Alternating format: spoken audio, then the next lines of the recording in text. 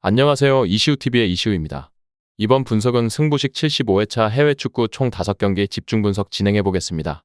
해당 분석은 초안 분석이며 이 점 유의해서 봐주시면 감사하겠습니다. 인터 마이애미는 메시와 수아레스가 모두 결장했음에도 불구하고 승리를 거두었다는 점에서 긍정적인 평가를 받고 있습니다. 그러나 두 선수 모두 코파 아메리카에 장기 잔류할 가능성이 높아 팀은 앞으로의 경기에서 화력보다는 수비적인 문제에 더 신경 써야 할 것으로 보입니다. 중앙 핵심 라인인 루이스와 아빌레스가 해임 징계를 받은 상황에서 수비적인 부담이 더욱 커질 수 있습니다. 특히 콜럼버스는 스피드가 뛰어나 기동성이 떨어지는 경향이 있는 인터 마이애미에게 큰 부담이 될 것입니다. 콜럼버스는 인터 마이애미나 뉴욕시티 같은 팀을 상대로 점유율을 높게 가져가지 못했지만 뉴욕시티를 3대2로 꺾는 등 효율적인 경기 운영을 보여주었습니다. 인터 마이애미와의 지난 시즌 홈 경기에서도 39%의 점유율로 2대2 무승부를 기록한 바 있습니다. 또한 에르난데스가 빠르게 엔트리에 복귀하는 등 전력 유출이 크지 않은 점도 콜럼버스의 강점입니다. 이번 경기는 다득점의 오버 패턴이 기대됩니다. 메시와 수아레스가 빠진 인터 마이애미가 이전 경기에서 승리를 거두었으나 화력이 부족한 상황에서 기동성이 떨어지는 문제가 부각될 수 있습니다. 반면 콜럼버스는 상대적으로 뛰어난 스피드를 바탕으로 경기 운영이 가능합니다. 따라서 이번 경기는 무승부 가능성도 염두에 두며 두 팀의 전력과 현재 상황을 고려할 때 다득점 양상이 펼쳐질 것으로 예상됩니다. 토론토는 베르나르데스키가 복귀한다면 공격진이 다시 살아날 가능성이 큽니다. 그러나 토론토는 내슈빌을 상대로 고전해 왔으며 내슈빌 역시 최근 3경기에서 단 한 골만 기록하며 공격력에 어려움을 겪고 있습니다. 이런 상황에서 내슈빌의 수비는 간혹 느슨해지기도 합니다. 내슈빌은 중앙에서 강력한 블록 포메이션을 유지하며 상대의 슈팅을 많이 받아도 박스 안에서의 수비에 자신감을 보입니다. 하지만 내슈빌은 주로 묵타르에게 의존하는 원맨팀 경향이 있어 다득점 경기를 하기 어렵습니다. 이에 따라 언더 경기 양상이 예상되지만 내슈빌이 승리를 거둘 가능성도 높습니다.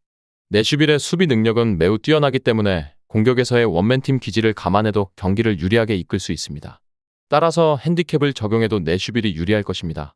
정리하면 베르나르데스키의 복귀로 토론토의 공격력이 회복될 수 있으나 내슈빌의 강력한 수비와 원맨팀 특성 때문에 경기는 언더 양상으로 진행될 가능성이 높습니다.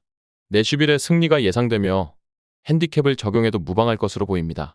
댈러스는 역습과 수비를 견뎌내는 능력을 보이고 있지만 벨라스코의 장기 부상으로 인해 공격적으로 몰아붙이기 어려운 상황입니다.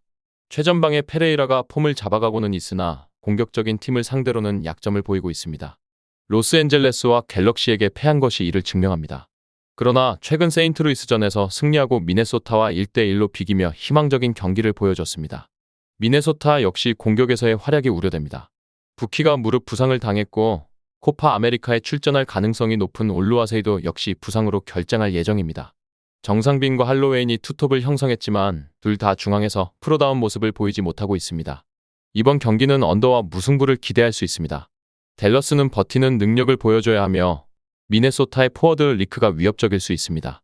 댈러스는 공격적으로 강한 팀을 상대로 약한 면모를 보이지만 최근 경기에서 무승부로 경기를 끝낸 바 있습니다. 정리하면 벨라스코의 부재로 공격이 약화된 댈러스는 수비와 역습에 의존해야 하며 미네소타는 주요 공격 자원들의 부상으로 인해 득점력이 떨어질 가능성이 큽니다. 이번 경기는 언더 양상과 무승부가 예상되며 양 팀 모두 공격보다는 수비에 집중할 것으로 보입니다. 갤럭시는 대체로 홈에서 강한 모습을 보이며 홈 경기에서 쉽게 점유율을 차지하는 경향이 있습니다. 인터 마이애미를 제외하면 갤럭시는 주도권을 잡고 경기를 지배하는 스타일을 보여줍니다. 이런 경기 운영 방식에서는 종종 뒷공간에 치명적인 약점이 드러나기도 하지만 플랜 A가 잘 구성된 상태에서는 상대팀을 압도하는 화력을 자랑합니다. 현재 홈에서 5승 3무로 무패 행진을 이어가고 있는 점도 주목할 만합니다.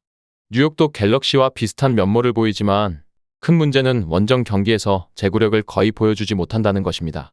뉴욕은 상대의 공세를 막기 위해 수비에 집중하는 경우가 많지만 갤럭시에게 주도권을 넘겨주는 것은 바람직하지 않습니다.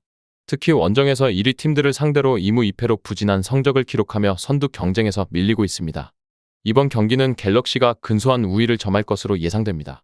갤럭시는 홈에서 점유율을 차지하며 경기를 주도하는 경향이 있으며 뉴욕은 원정 경기에서 전반적으로 제구력을 잃는 모습을 보입니다. 상위권 팀들과의 원정 경기가 뉴욕에게 부담스러운 이유도 여기에 있습니다. 종합적으로 갤럭시가 홈에서 유리한 위치를 점할 가능성이 큽니다.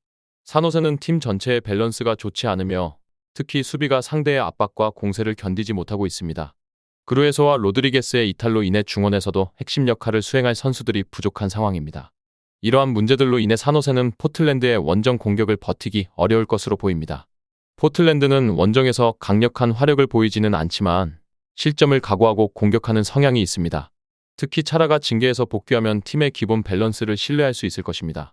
포틀랜드는 세인트루이스를 상대로 반대 압박에서 어려움을 겪었으나 세인트루이스와 산호세의 압박력에는 큰 차이가 있다는 점을 고려해야 합니다. 결론적으로 포틀랜드의 승리가 예상됩니다. 산호세는 전체적인 페이스와 밸런스가 크게 떨어진 상태이며 차라의 복귀로 포틀랜드는 안정된 밸런스를 유지할 수 있습니다. 포틀랜드는 공격과 수비에서 계속해서 상대 골문을 노릴 수 있는 능력을 가지고 있습니다. 끝으로 정확한 배당 변동에 따른 실시간 추적과 최종 예측은 배팅 마감 직전까지 이루어져야 합니다. 위 부분을 참고하는 배팅이 아닌 더 근시적인 결과는 배당률 흐름의 변화 및 경기 시작 전 결장자 정보에 따라 변동될 수 있습니다. 함께 배팅으로 더 효율적인 승률을 만들고자 만들어낸 채널입니다. 모든 경기를 영상에 담아내기엔 한계가 있습니다. 이외 다른 경기들의 정보와 결과 예측 및 더 많은 도움이 필요하시다면 분석방으로 언제든지 연락주세요. 최선을 다해 보이겠습니다.